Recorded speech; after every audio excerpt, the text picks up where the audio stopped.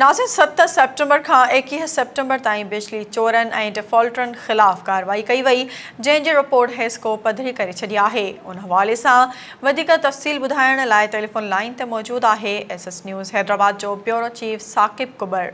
जी साकिब, छा तफ़सील आहिनि?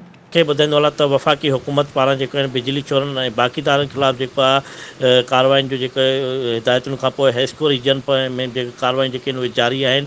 हेस्को रीजन में जेको आहे इहा जेके कार्रवाई जेके कयूं आहिनि 7 सेप्टेंबर ऐं अॼु 21 सेप्टेंबर ताईं जेके बिजली चोरनि ऐं डिफॉल्टरनि ख़िलाफ़ जेके कार्रवाई कयूं आहिनि उनजी जेका रिपोर्ट जेका आहे उहा हेस्को जेको आहे पधरी कई वई आहे। हेस्को तर्जुमान जो चवणु आहे त हेस्को बिजली चोरनि ऐं डिफॉल्टरनि खां 1 अरब 34 करोड़ 54 लख रुपया वसूल करे वरिता आहिनि, जॾहिं त 825 बिजली चोरनि ख़िलाफ़ केस दाख़िल करण लाइ पुलिस थाणनि खे ख़त जमा कराया विया आहिनि, जॾहिं त बिजली चोरनि ऐं डिफॉल्टरनि ख़िलाफ़ 311 केस दाख़िल कया विया आहिनि।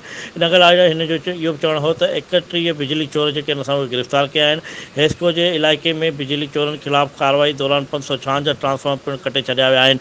इन खां अलावा मां तव्हांखे इहो ॿुधाईंदो आहियां त हेस्को तर्जुमान जो इहो चवणु हो त हेस्को रीजन में जेको कार्रवाइयूं जेके आहिनि उहे हलंदड़ आहिनि। हिन वक़्तु बि जेको आहिनि हेस्को रीजन जे मुख़्तलिफ़ इलाइक़ा जेके आहिनि हैदराबाद समेत जेके कोटड़ी, जामशोरो, टंडो अलाया, टंडो मोहम्मद खान, ठट्टो, बदीन समेत जेके आहिनि मुख़्तलिफ़ इलाइक़े में जेके आहिनि बिजली चोरनि ऐं डिफॉल्टरनि ख़िलाफ़ इहे कार्रवाइयूं हलंदड़ आहिनि।